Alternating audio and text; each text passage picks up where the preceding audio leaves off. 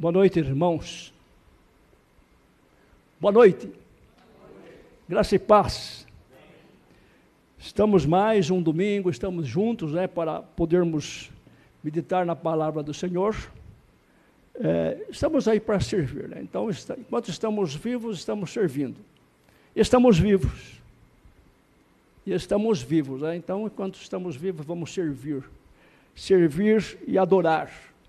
Agradecer pela vida, porque é muito importante estarmos vivos. Diante de tantas atrocidades que têm acontecido no mundo hoje, diante de tantas situações horríveis, cruéis e horríveis que estamos vivendo hoje, estamos vivos, Então, temos que agradecer.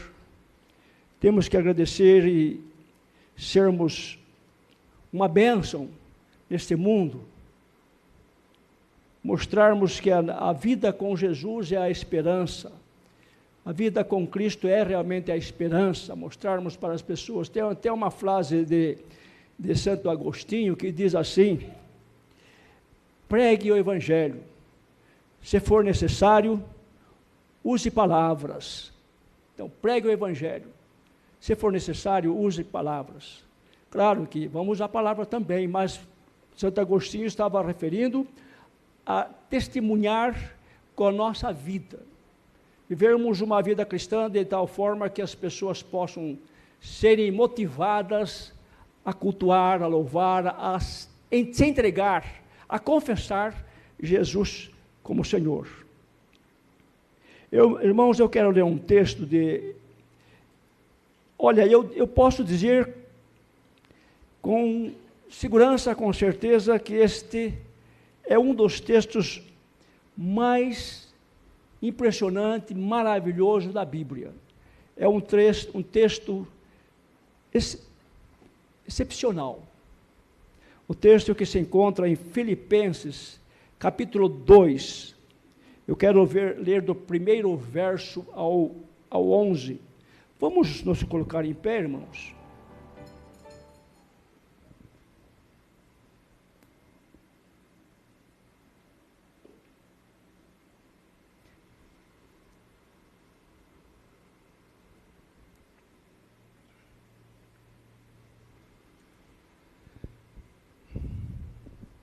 Diz assim a palavra do Senhor: se há, pois, alguma exortação em Cristo, alguma consolação de amor, alguma comunhão do Espírito, se há entranhados afetos e misericórdia, completai a minha alegria de modo que penseis a mesma coisa, tenhais o mesmo amor, sejais unidos de alma, tendo o mesmo sentimento, nada façais por partidarismo ou vanglória, mas por humildade, considerando cada um os outros superiores a si mesmo. Não tenha cada um em vista o que é propriamente seu, senão também cada qual o que é dos outros. Tende em vós o mesmo sentimento que houve também em Cristo Jesus, pois ele, subsistindo em forma de Deus, não julgou como usurpação ser igual a Deus. Antes, a si mesmo se esvaziou, assumindo a forma de servo, tornando-se em semelhança de homens, e reconhecido em figura humana, a si mesmo se humilhou, tornando-se obediente até a morte e morte de cruz. Pelo que também Deus o exaltou sobremaneira, ele deu o nome que está acima de todo nome, para que ao nome de Jesus se dobre todo o joelho, nos céus, na terra e debaixo da terra, e toda língua confesse que Jesus Cristo é Senhor, para a glória de Deus Pai. Amém. Vamos orar, baixe sua cabeça. Pai Santo, nós te louvamos por este momento em que podemos meditar na Tua Palavra, e agora queremos suplicar que o Teu Espírito Santo esteja iluminando a Tua Palavra em nossas mentes, e sejamos edificados, ó Deus, e possamos compreender a riqueza, Senhor, da Tua palavra, em especial desse texto hoje, Senhor. No nome de Jesus. Amém. Poder sentar, irmãos.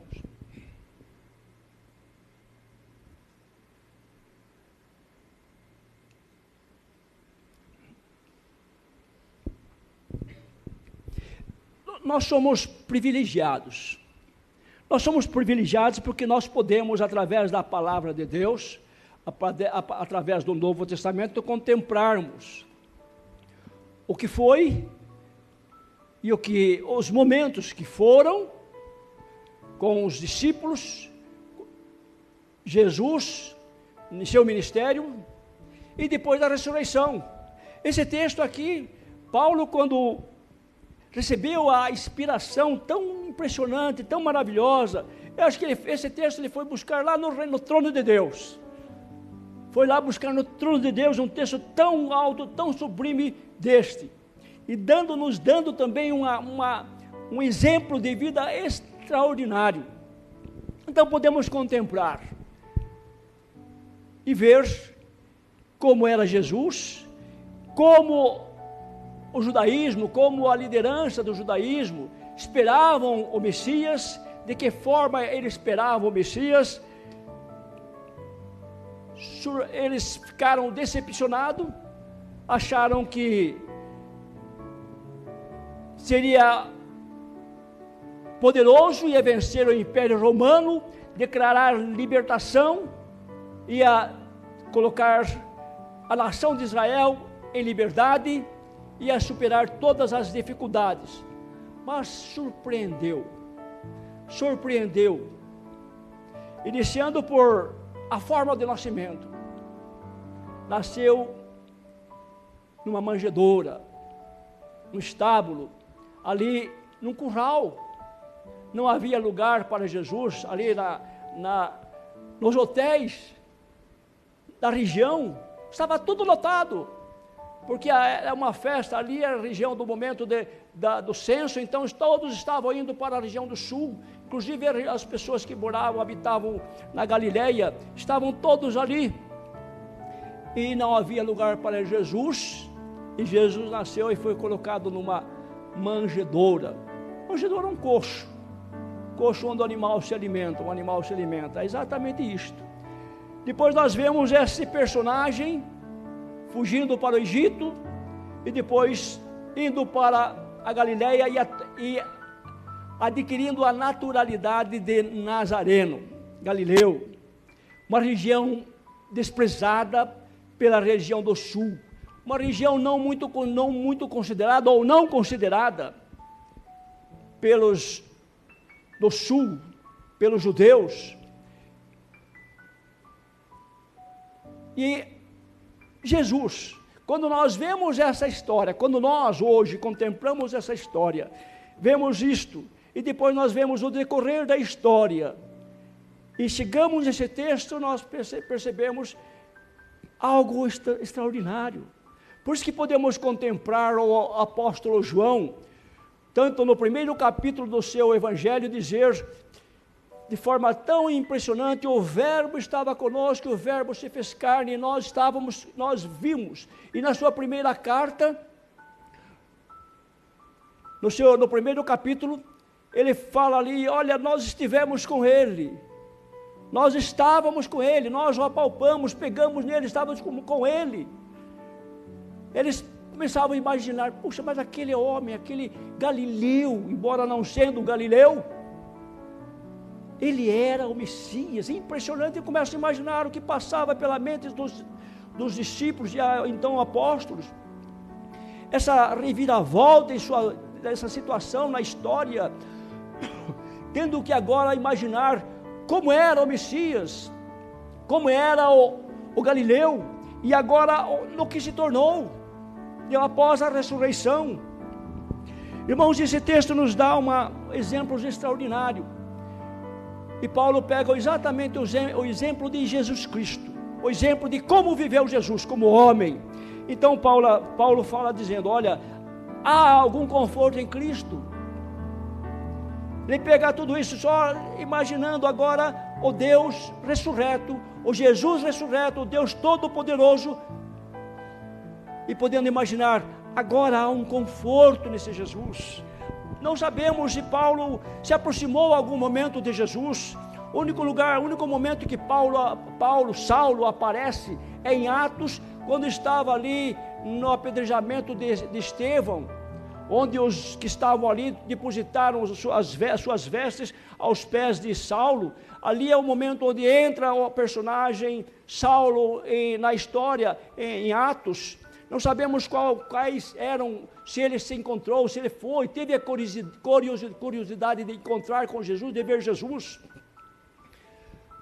Mas nós percebemos que Paulo, agora, como apóstolo, de uma sabedoria impressionante, escreveu imensas cartas profundas, como Romanos, todas as suas demais cartas. Alguns também sugerem que a Epístola de Hebreus também foi escrita por ele, outros não, embora não haja o nome do autor da Epístola de Hebreus. Também uma carta extremamente rica e profunda, muito especial. Compensa meditarmos com muita ousadia, meditarmos e pedirmos a inspiração do Espírito Santo para compreendermos a riqueza sem igual. Aí vem o Paulo falando, contemplando, se eu pensasse no Jesus, o homem, haveria algum conforto, mas agora eu contemplo o Jesus ressurreto e posso dizer que há um conforto, sim, há um conforto, e agora podemos buscar o exemplo de vida que ele teve. Aí Paulo vem relatando, ele fez tudo para conquistar, e qual é a estratégia que Jesus fez para conquistar?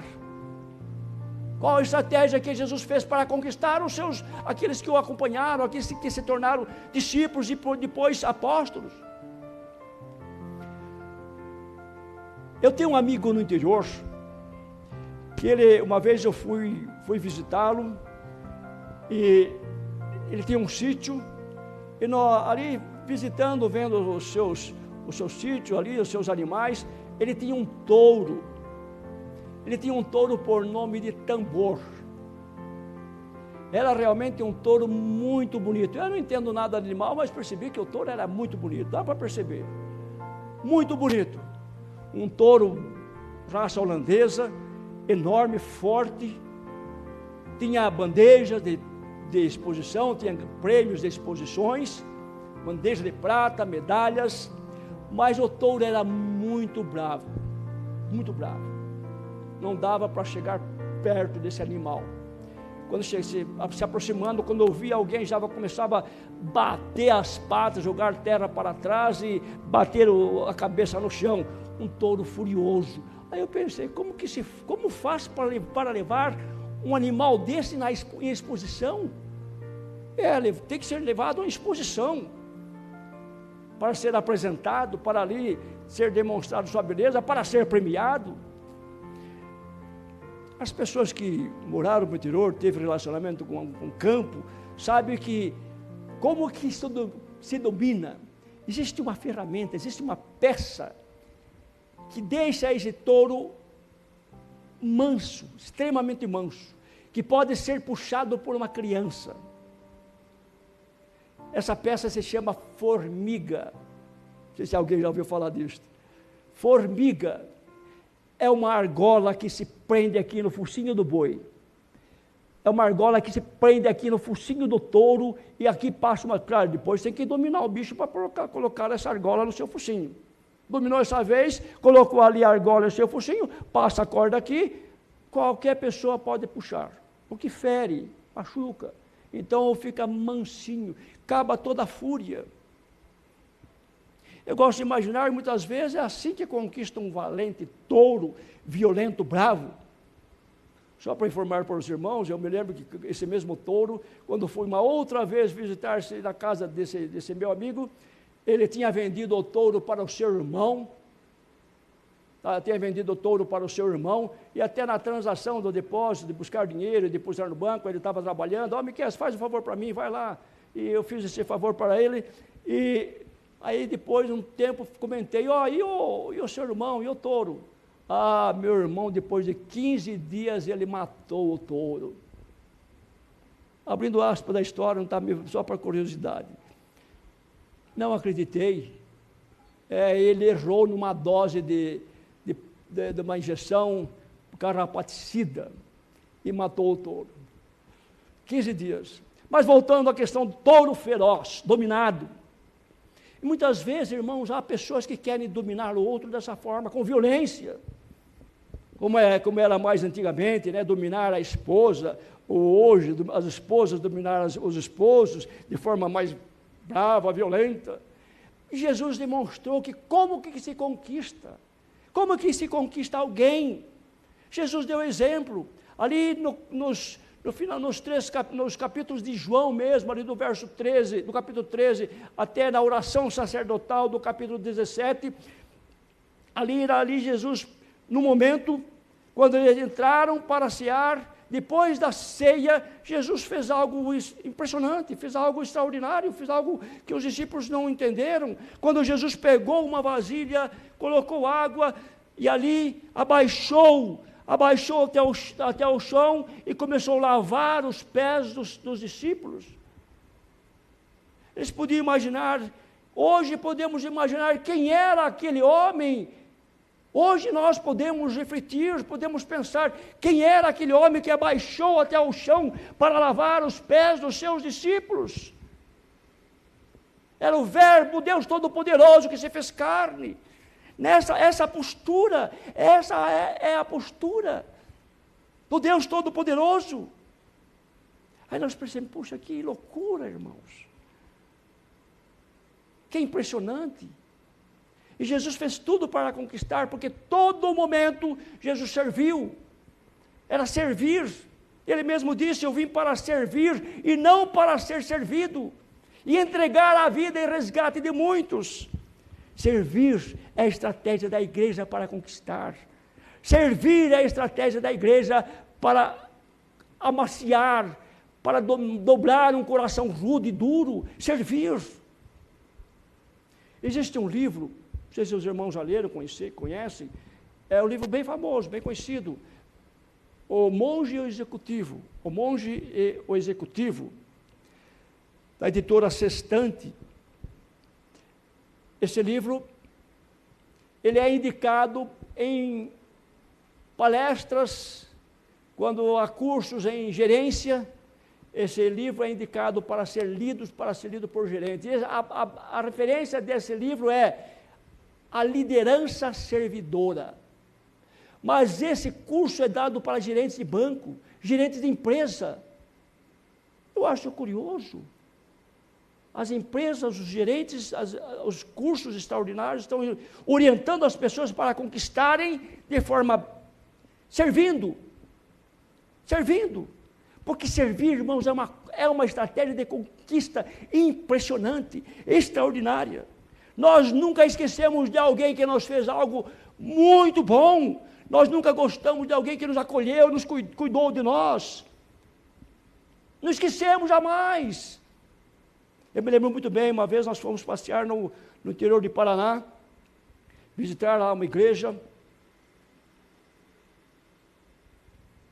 na casa de um pastor Yuri, da nossa igreja, e nós fomos um dia, um domingo, fomos ali numa chácara, e aí com os meninos ali comecei a brincar de bola, e eu estava descalço, não manja de bola, então você não tem conhecimento de brincar de bola, era um ladrilho, e eu brincando de bola ali, um sol muito quente. Quando foi à noite, os meus pés estavam uma bolha viva, uma bolha inteira, toda a sola dos pés, bolha. Eu me lembro muito bem quando o pastor Uri chegou, senta aqui, pegou uma vasilha, uma bacia, se abaixou e põe o pé aqui, vamos curar isto.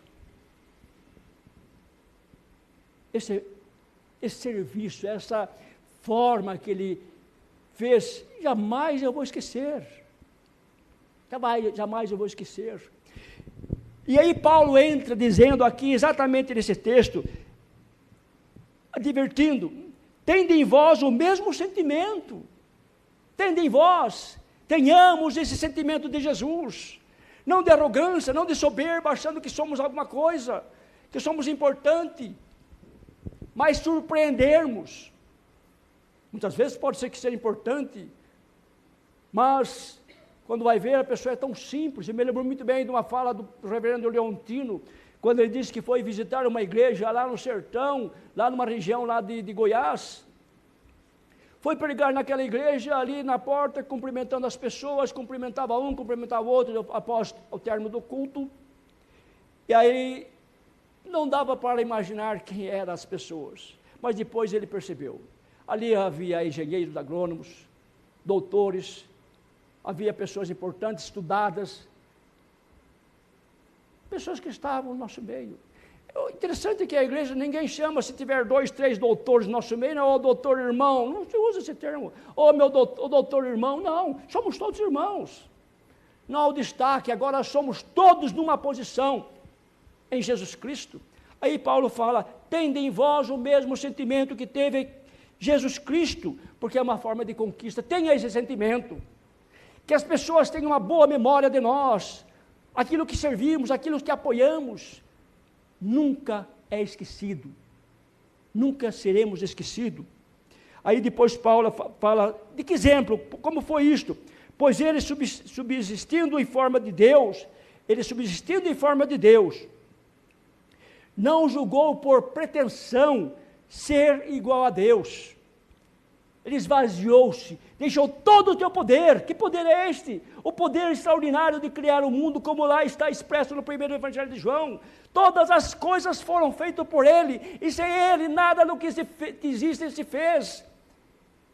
Esse é o Jesus, fez-se homem, veio para sofrer. E aí continua, aí como Paulo fala, tendes esse mesmo sentimento, porque olha quem teve esse sentimento de servir. Antes a si mesmo se esvaziou,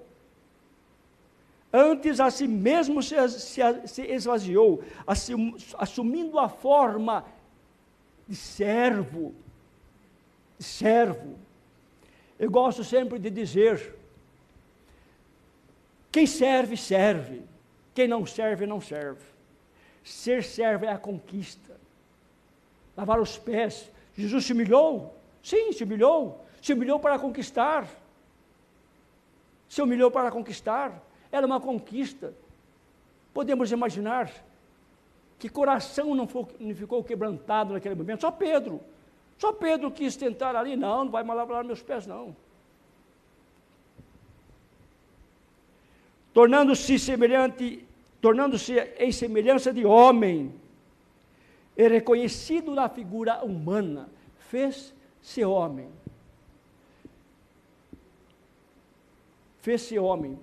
E a si mesmo se humilhou, tornando-se obediente até a morte, e morte de cruz. Morte de cruz, irmãos, era uma das mortes mais horríveis que existia. Morrer crucificado era terrível. Quando nós vemos nos evangelhos ali, alguns instantes antes de Jesus ser preso, ser traído, ele estava ali no jardim, em agonia, e o seu suor se transformou em gota de sangue. A ciência diz que esse fenômeno se chama hemaditrose. Hemaditrose, o que significa isto? É um momento de extrema agonia, uma dor tão profunda, muito profunda, tão raro que poucas pessoas chegam a esse estágio, e Jesus chegou a esse estágio. De pavor da morte, o medo da morte, a ponto de clamar, Pai, se possível, passa de mim esse cálice. Mas se Deus tivesse passado o cálice de Jesus, do Filho, nós estávamos perdidos. Mas Jesus prontamente, como servo, se dispôs a enfrentar a agonia da morte. E toda de quinta para sexta, toda noite foi de sofrimento cruel. A si mesmo se humilhou, tornando-se obediente até a morte e morte de cruz. Irmãos, a Bíblia deixa com muita clareza: todo aquele que se humilha é exaltado. Isto é uma lei. Deus, com certeza, estabelece essa lei. Para aquele que se humilha, para aquele que se rebaixa, para aquele que se faz servo, há a exaltação. Nós podemos buscar na palavra de Deus em quantos momentos as pessoas se colocaram como servo e depois veio a exaltação. Deus exalta. Humilhai-vos diante da potente mão de Deus, como exorta o apóstolo Tiago em sua carta. Aí nós pensamos, né? Esta é a posição de Jesus. Então, para nós hoje contemplarmos esse texto, irmãos, é até extraordinário vermos, olharmos como que foi, como era. Se tivéssemos só os 4 evangelhos, nós poderíamos, ou ali poderíamos não compreender, mas esse texto aqui vem falar de forma tão rica e tão profunda dessa posição, dessa postura de Jesus. Aí vem a exaltação de Jesus, a ressurreição. Aí Paulo fala, pelo que também Deus o exaltou sobremaneira, e lhe deu um nome que está acima de todo nome. Ele deu um nome que está acima de todo nome. Que nome é mais conhecido no mundo que o nome de Jesus? Algum pai colocou o nome do seu filho de Nero? Eu acho que Deus devia estar com Nero, mas é muito raro. Eu já vi cachorro com o nome de Nero. Pilatos, nomes que ficaram, mas não tão importante. Mas Jesus é o nome por excelência. Jesus é o nome por excelência. O nome que deve estar estampado em nossa vida. Não só na vida, mas na confissão, nos nossos lábios, na nossa declaração, como está em Romanos 10. Se com o teu coração crê, que Deus ressuscitou Jesus dentre os mortos, e com a tua língua confessar que Jesus é o Senhor, é o segredo da salvação. É o segredo da salvação.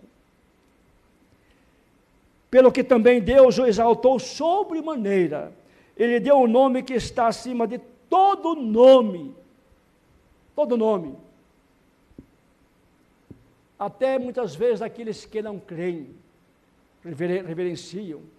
Hoje estamos vivendo uma decadência moral tão extraordinária que não estão respeitando mais o nome de Jesus. Final dos tempos. As pessoas pensam assim, puxa, mas está blasfemando, está desonrando. Jesus vai castigar? Não, irmãos, deixa, fica tranquilo, pode zombar. Lá diante do trono, lá diante vai pagar lá. Sim, vai ter que encontrar-se diante do Deus Todo-Poderoso. Ou quando Jesus aparecer nas nuvens, com todo o poder e glória. Eu quero ver aqueles que zombaram. Qual será a euforia de continuar com a zombaria? O nome que está acima de todos os nomes. O nome pelo qual nós exercemos, confessamos, o nome que nós usamos para subjugar os demônios. Eu acho tão interessante, como diz a psicologia, muitas vezes os psicólogos dizem que não há possessão demoníaca, não existe isto. Uma vez conversando com um psicólogo, ele falou, não, olha, não existe isso, não existe possessão. Aí eu contei de um caso, de um fenômeno que aconteceu com o pastor que fez o meu casamento, minha esposa. Contei um fenômeno que esse pastor passou, o pastor Ronaldo Tavares. há 43 anos atrás. Fiz agora em 8 de novembro, 43 anos. Eu contei para esse psicólogo, ele estava dando uma palestra ali para presbíteros, e eu perguntei para ele, olha, doutor, me responda uma coisa. Eu tenho um amigo, um pastor, que ele teve um encontro, expulsou um demônio de um sujeito. Eu li o testemunho desse sujeito, ele recebia uma entidade, ele tomava 3 litros de cachaça, possesso, 3 litros de cachaça de guti-guti. 3 litros, um atrás do outro.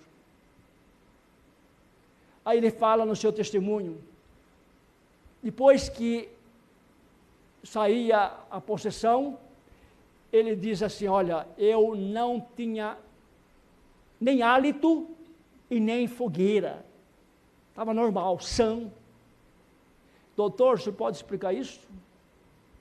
Aí ele falou, olha, uma coisa eu tenho que ter consciência, que a psicologia está gatinhando ainda. Muita coisa a psicologia não consegue explicar. Aí eu peço imaginar, quantas vezes eu vi demônios se sujeitar diante do nome de Jesus. Eu presenciei, irmãos, eu presenciei a expulsão de uma mulher extremamente possessa, com um hálito, com aquele mau hálito de cachaça terrível, que ficou impregnado no meu estômago. Parece que eu tinha bebido cachaça, estava tão ruim, andando, caminhando, sentindo aquele horror da cachaça que saía do bafo daquela mulher possessa. Eu tive a experiência de ali, naquele momento, quando ela foi liberta, depois de uma briga ferrenha, depois de uma briga feroz, ela foi liberta, caiu no chão, eu fui ali em seu rosto. Quando estava diante do seu rosto, ela abriu os olhos e perguntou, de forma tranquila e serena, abriu os olhos e, onde estou? Onde estou? Calma, sossegada, tranquila. A hora que ela falou, eu percebi, não havia mais nenhum mau hálito de cachaça, estava liberta, o demônio saiu com cachaça e tudo. Eu presenciei isto, eu vi isto. Quem está na frente disto? O nome de Jesus. O nome de Jesus. Esse Jesus que querem muitas vezes descartar da história, muitos não creem. Em busca da verdadeira ou realidade da existência de Jesus, tem artigos por aí no YouTube. Não existe isso, é uma experiência tão marcante que não há como negar. Não dá para negar, porque a experiência é marcante, é um encontro marcante.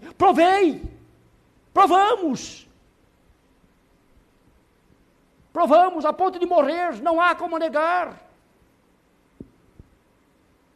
É isto, provar de forma profunda a realidade, não só do nome, mas da pessoa de Jesus. Interessante que Apocalipse, uma das cartas diz que é o nome de Jesus. Nós conheceremos o novo nome de Jesus. Não sei se você já viu isto. Uma das cartas, não me lembro que carta agora. Conheceremos o novo nome de Jesus. E nós também receberemos um novo nome. É outra dimensão. Pelo que também Deus o exaltou sobremaneira. E lhe deu um nome que está acima de todo nome. Ou por bem ou por mal. Para condenação ou para vida eterna. Todo joelho se dobrará diante de Jesus Cristo. Todo joelho se dobrará um dia. Todo homem, toda alma se dobrará diante de Jesus Cristo. Ou para a bênção da vida eterna, ou para a condenação. Daqueles que creram e confessaram que viveram uma vida intensa, provando a realidade do Jesus ressurreto, provando a realidade do Jesus que vive. Provando aquilo que João sentiu, nós estivemos com ele, nós sentimos, nós estávamos com ele. Ou como o calor que aqueles 2 apóstolos, 2 discípulos estavam indo para o caminho de Emaús, quando ele falava, nós sentimos a nossa alma queimar. Sentimos a nossa alma queimar, era Jesus ressurreto que estava ao nosso lado. Provarmos Hoje, muitas vezes, muitos religiosos dizem que, olha, esse fenômeno, essa provar a experiência, não, isso não existe. Podemos sim, podemos provar, podemos sentir, podemos viver nessa intensidade de uma espiritualidade viva e eficaz, provando a realidade da bênção, da proteção, da presença de Jesus, desse Jesus que um dia iremos dobrar o joelho e dizer: obrigado, Senhor, porque tu me compraste na cruz. Obrigado, Senhor, porque a tua graça me alcançou. Obrigado, Senhor, porque o teu perdão me alcançou. Esta é a realidade. Para que ao nome de Jesus se dobre todo o joelho, nos céus, na terra e debaixo da terra. Nada no universo deixará de dobrar os joelhos diante de Jesus Cristo. Nada deixará de se prostrar diante do nome de Jesus Cristo. Deus olha para o mundo hoje, olha, tudo bem, pode caminhar com toda essa vaidade da vida, pode caminhar com toda essa arrogância de vida. A minha esposa gosta de falar: Michel, você tem bastante saúde. Minha esposa está terminando praticamente um tratamento de câncer, mas foi algo muito insignificante. E ela fala: você tem muita saúde. Ninguém tem muita saúde. Posso ter agora saúde, mas tem as dificuldades, ninguém pode se gabar. Alguém pode? Ninguém pode dizer: tenha toda a vida pela frente. Não tem. É na dependência do Senhor, é na dependência desse Jesus maravilhoso, que reverte toda a história da nossa vida. Todo o joelho nos céus e na terra, e debaixo da terra, se dobrará diante de Jesus. E toda língua confessará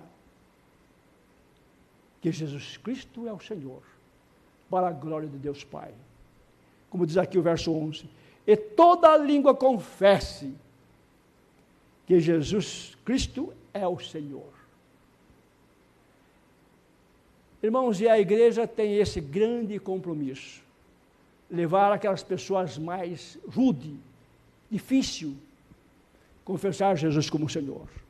É importante, irmãos, é importante tirarmos da boca dessas pessoas essa confissão. Confesse Jesus como Senhor.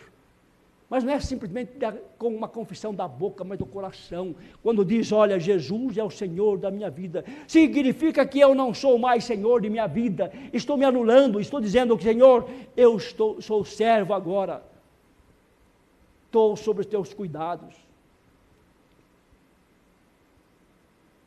Uma vez eu ouvi uma frase de caminhão, estava escrito assim: temos um administrador, Jesus Cristo. Temos um administrador. E quando decidimos Jesus para ser o Senhor, ser o administrador, diante dessa confissão, não na condenação, mas agora, hoje, aí nós temos um apoio de um Deus ressurreto. O Deus que agora os apóstolos viram quem era aquele homem que abaixou para lavar os pés dos seus discípulos. Quem era? É o nosso privilégio de contemplarmos Jesus nessa postura, o Deus Todo-Poderoso. Então confesse a todo momento, confesse a todo dia: Jesus, tu és o meu Senhor. Acorde de manhã: Jesus, tu és o Senhor da minha vida. Obrigado porque tu me comprou. Obrigado porque tu és o Senhor da minha vida. Confesse. E seja uma bênção. Seja uma bênção para as pessoas que estão próximo de você. Em nome de Jesus. Em nome de Jesus. Amém, irmãos? Deus abençoe. Vamos abaixar nossas cabeças, vamos fazer uma oração.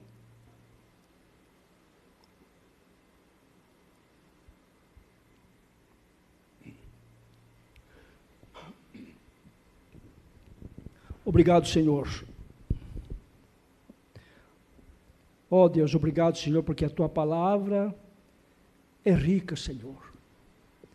A Tua palavra, Senhor, nos faz entender como temos um Deus maravilhoso, como servimos um Deus amoroso. Ó Jesus, louvado seja o Teu nome. Ó Senhor, queremos Te servir, Senhor, cada instante, Deus. Não queremos sucumbir diante das dificuldades, diante das afrontas de Satanás, mas queremos vencer no nome de Jesus. Ó Deus, dá vitória para o Teu povo, Senhor, constante vitória, Senhor, no nome de Jesus. Ó Deus, sarando as enfermidades, no nome de Jesus. Ó Senhor, nós queremos provar o melhor do Teu reino, Senhor. Não porque somos melhores, mas para que possamos levar outras pessoas a crer em Ti, confessar a Ti, Senhor, que é a única esperança, a única saída para este mundo tão difícil, tão cruel que estamos vivendo, diante de tanta catástrofe, Senhor, tantas mortes, ó Deus. Ó Deus, em nome de Jesus, em nome de Jesus, o Senhor nosso, o Senhor ressurreto, o Senhor que vive, ó Deus Todo-Poderoso, que aguardamos a sua vinda. Maranata, ora vem, Senhor Jesus, para o Teu louvor, para a Tua glória, em nome de Jesus. Amém. Amém, irmão. Deus abençoe.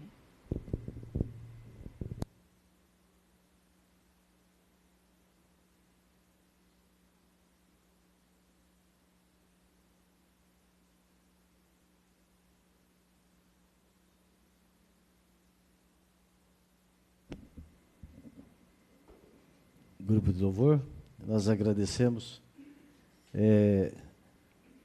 a presença aí do nosso pastor Miqueias.